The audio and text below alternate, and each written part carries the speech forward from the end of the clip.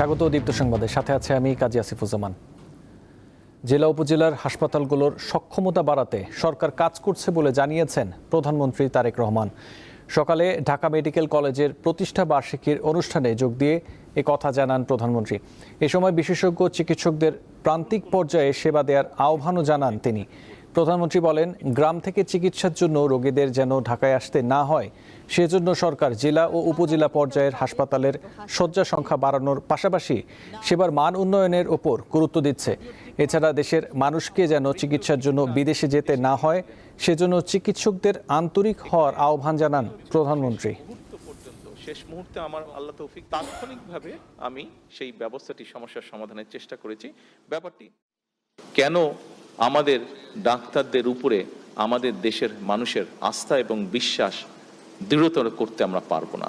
এটি আমরা কোনো আইন দিয়ে করতে পারবো না, এটি আমরা কোনো প্রতিষ্ঠান দিয়ে আমরা করতে পারবো না।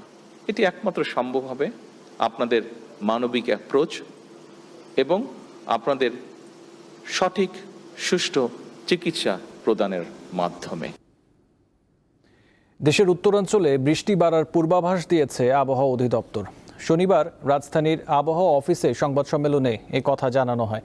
সংস্থাটি বলছে, আগামী 2-3 দিন রংপুর, ময়মনসিংহ ও রাজশাহী বিভাগে ভারী বর্ষণের সম্ভাবনা রয়েছে। এদিকে গত 24 ঘন্টায় 106 মিলিমিটার সর্বোচ্চ বৃষ্টি হয়েছে চট্টগ্রামের আমবাগানে। ধাপে ধাপে বৃষ্টি কমে যাচ্ছে। পাহাড়ি এলাকায় ভূমিধসের সতর্কতা অব্যাহত থাকার কথা জানিয়েছে আবহাওয়া অফিস। এছাড়া ঢাকাসহ দক্ষিণাঞ্চলে ভারী বৃষ্টিপাতের সম্ভাবনা নেই, তবে সমুদ্র বন্দরগুলোর জন্য আজও 3 নম্বর সংকেত দেখাতে বলা হয়েছে। এদিকে দেশের বিভিন্ন অঞ্চলে টানা বৃষ্টি ও উজানের ঢালের প্রভাবে আগামী 24 থেকে 48 ঘন্টায় কয়েকটি জেলায় স্বল্পমেয়াদী বন্যা পরিস্থিতির সৃষ্টি হতে পারে বলে সতর্ক করেছে বন্যা পূর্বাভাস ও সতর্কীকরণ কেন্দ্র। এছাড়া কয়েকটি জেলার বিদ্যমান বন্যা পরিস্থিতি উন্নতির হতে পারে।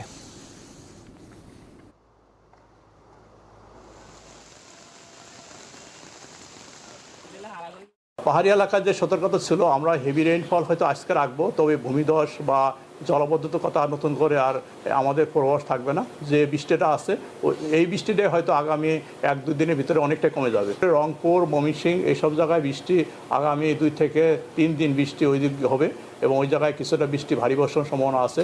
তবে যে জিনিসটা এখানে দেখা যাচ্ছে, যে বৃষ্টির কারণে সবচেয়ে আমার নদীতে পানি বাড়ে, বিশেষ করে আসাম, মেঘালয়, ত্রিপুরা এইসব জায়গাতে যে বৃষ্টিটা হওয়ার কথা, কিন্তু ওই সব জায়গাতে ওই রকম অতি ভারী বর্ষণ নেই। যে বৃষ্টিটা হবে এটা বিশেষ করে আমাদের অভ্যন্তরের এলাকায়, বিশেষ করে রংপুর, ময়মনসিংহ এইসব জায়গাতে। পাহাড়ি ঢলে পানিতে ডুবে ও পাহাড় ধসে গত 7 দিনে শুধু কক্সবাজারেই 26 জনের প্রাণহানি ঘটেছে।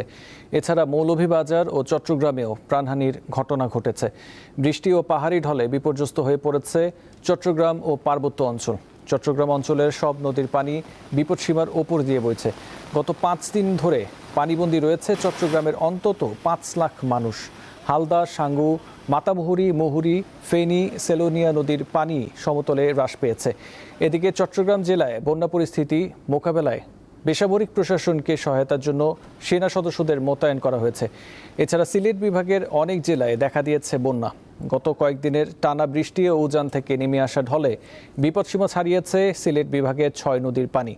ভারতের ত্রিপুরা থেকে নেমে আসা পানিতে প্রবল বেগে মনু নদীর বাঁধ ভেঙে কমলগঞ্জের শিক্ষা প্রতিষ্ঠান সহ বহু গ্রাম প্লাবিত হয়েছে।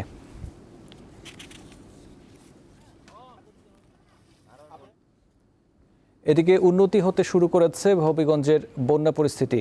কমতে শুরু করেছে নদ নদীর পানি, তবে বাঁধ ভেঙে বিস্তীর্ণ এলাকা প্লাবিত হওয়ায় কয়েক হাজার একর ফসলি জমি তলিয়ে গেছে। হবিগঞ্জ জেলার নদ নদীর পানি অনেকটাই কমতে শুরু করেছে, যে কারণে যে হবিগঞ্জের যে প্রায় 20টি গ্রাম প্লাবিত হয়েছে। আমরা সকাল থেকে দেখতে পাচ্ছি যে পানি ও গ্রামাঞ্চল থেকে নেমে আসছে। আমরা যতটুকু জানি যে হবিগঞ্জের যে লস্করপুর ইউনিয়নের যে কালীগঞ্জ এলাকার যে খোয়াই নদীর যে বাঁধগুলি ভেঙে যাওয়ার কারণে যে পানিগুলো দ্রুত বেগে যে হবিগঞ্জের যে 20টি গ্রাম প্লাবিত হয়। বিশেষ করে হবিগঞ্জ সদর উপজেলা লস্করপুর ইউনিয়নের যে গ্রামগুলো রয়েছে, এগুলো গ্রামগুলো অনেকটাই ক্ষতিগ্রস্ত হয়েছে। আমাদের কৃষি সম্প্রসারণ অধিদপ্তর থেকে যে তথ্য দেওয়া হয়েছে যে এখন পর্যন্ত জেলায় প্রায় 1500 হেক্টর আউশ ধান এবং শাকসবজির তলিয়ে গেছে এবং কৃষকরা অনেকটাই ক্ষতিগ্রস্ত হয়েছেন। এছাড়া বিশেষভাবে ক্ষতিগ্রস্ত হয়েছেন যারা মাছ চাষ করেছিলেন। সরকারিভাবে এখন পর্যন্ত যে ধান দেওয়ার যে উদ্যোগ গ্রহণ করা হয়েছিল আমাদের চোখে তেমনটা বিতরণ করতে দেখা যায়নি। বন্যা দুর্গতদের যে অভিযোগ যে তারা এখনো ধানের কোনো সহযোগিতা পাননি। আমরা আপনাদেরকে আরেকটি বিষয় জানাতে চাই যে হবিগঞ্জ এখন পর্যন্ত কিন্তু পরপর দুইবার কিন্তু বন্যায় ক্ষতিগ্রস্ত হয়েছে। বিশেষ করে হবিগঞ্জের কৃষক যারা আছেন তারা কিন্তু অনেকটাই ক্ষতিগ্রস্ত হয়েছেন, যে কারণে তারা বারবার সরকারিভাবে সহযোগিতার কামনা করেছেন। আমরা জানি যে আপনার যে মানুষগুলা যে আশ্রয় কেন্দ্রে উঠেছিলেন এখন পর্যন্ত অনেকেই কিন্তু তাদের বাড়িঘরে যাওয়ার রওনা দিয়েছেন। এখন পর্যন্ত বন্যার পরিস্থিতি অনেকটা উন্নতির দিকে। তবে সকাল থেকে একটু বৃষ্টি হয়েছিল, যে কারণে মানুষ একটা আতঙ্ক ছিলেন যে আবারও পানি বাড়তে পারে কিনা। তবে দুপুর থেকে বৃষ্টি অনেকটাই কমে গেছে। বর্তমানে বন্যা পরিস্থিতি অনেকটাই উন্নত এবং মানুষের মধ্যে কিছুটা হলেও স্বস্তি দেখা দিয়েছে। হরমুজ প্রণালীতে চলাচলকারী বাণিজ্যিক জাহাজে হামলা বন্ধে ইরানের প্রকাশ্য প্রতিশ্রুতি চায় যুক্তরাষ্ট্র। শনিবারের নির্ধারিত আলোচনায় তেহরানকে এ বিষয়ে আনুষ্ঠানিক ঘোষণা দেওয়ার আহ্বান জানিয়েছেন দেশটির প্রেসিডেন্ট ডোনাল্ড ট্রাম্প। মার্কিন গণমাধ্যমের দাবি, ইরান স্বীকার করেছে যে জাহাজে গুলি চালানোর ঘটনা ছিল ভুল। এর দায় তারা একটি উগ্রপন্থী গোষ্ঠীর ওপর চাপিয়েছে। ট্রাম্প জানিয়েছেন, হরমুজকে কেন্দ্র করে সাম্প্রতিক উত্তেজনা সত্ত্বেও উভয় পক্ষ আলোচনা চালিয়ে যেতে সম্মত হয়েছে।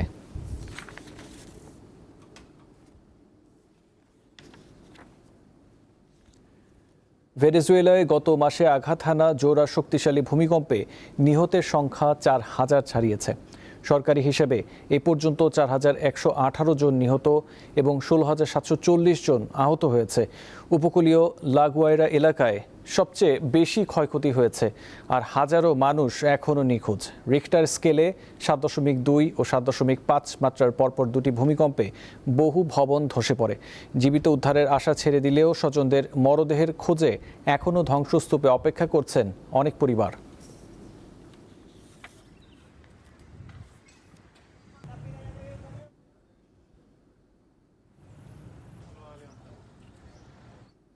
এবারে ফুটবল বিশ্বকাপ 2026।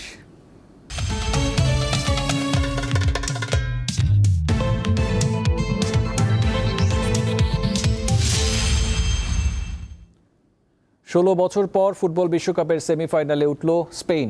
আসরের দ্বিতীয় কোয়ার্টার ফাইনালে বেলজিয়ামকে 2-1 গোলে হারিয়েছে তারা। শেষ চারের টিকিট নিশ্চিত করতে দলের হয়ে স্কোরশিটে নাম লেখান ফাবিয়ান রুইজ ও মিকেল মেরিনো। মিনিট 20 বাকি থাকতে চোট পেয়ে মাঠ ছাড়েন থিবো কর্তোয়া। সুযোগ পেয়ে ভরসা প্রতীক হয়ে উঠতে পারলেন না সানা লমেন্স, বরং তার ভুলের সুযোগে মাঠে নেমেই নায়ক হয়ে উঠলেন মিকেল মেরিনো। এই সুপার সাবের শেষ গোলে বেলজিয়ামকে হারিয়ে বিশ্বকাপের সেমিফাইনালে পা রাখল স্পেন। লস এঞ্জেলসের সোফি স্টেডিয়ামে ফাবিয়া রুইসের গোলে পিছিয়ে পড়ার পর প্রথমার্ধেই সমতা টানে শার্লে ডে কেটলার, আর শেষ দিকে ব্যবধান গড়ে দেন মেরিনো। 16 বছর পর আবারও বিশ্বকাপে শেষ চারে উঠে স্প্যানিশরা। 2010 সালে প্রথমবার বিশ্বকাপ জয়ের পরের আসরের গ্রুপ পর্ব থেকে বিদায় নিয়েছিল তারা, আর গত 2 আসরেই তাদের পথচলা শেষ হয় রাউন্ড অফ 16-এ। পুরো ম্যাচেই পজিশন ও আক্রমণে আধিপত্য দেখায় স্পেন। 65% বেশি সময় বল দখলে রেখে গোলের জন্য 17 শটে 8টি লক্ষ্যে ছিল, আর বেলজিয়াম 5 শট নিয়ে কেবল 2টি লক্ষ্যে রাখতে পারে। বেলজিয়ামের বিপক্ষে এই হাই ভোল্টেজ ম্যাচে স্পেনের শুরুর একাদশে সুযোগ পেয়ে ইতিহাস করেন ইয়ামাল এবং কুবারসি। পরিসংখ্যান অনুযায়ী বিশ্বকাপের কোয়ার্টার ফাইনাল বা তার পরবর্তী নকআউট পর্বের কোনো একাদশে 2 কিশোর যাদের বয়স 19 বছর বা তার চেয়েও কম এমন তরুণদের খেলানোর ঘটনা বিশ্বকাপে গেল 68 বছরের ইতিহাসে এই প্রথম। সব প্রতিযোগিতা মিলিয়ে টানা 36 ম্যাচে অপরাজিত থাকার আত্মবিশ্বাস সঙ্গী করে ফাইনালে ওঠার লড়াইয়ে আগামী 15 জুলাই ডালাসে ফ্রান্সের মুখোমুখি হবে স্প্যানিশরা। মোহাম্মদ হাসিব, দীপ্ত স্পোর্টস। এই ছিল এখনকার মতো। পরবর্তী সংবাদ 5টায় দেখার আমন্ত্রণ রইল। এছাড়াও তথ্য বিনোদনের খবর পেতে চোখ রাখুন দীপ্ত টিভি ডিজিটাল প্ল্যাটফর্মগুলোতে। ধন্যবাদ।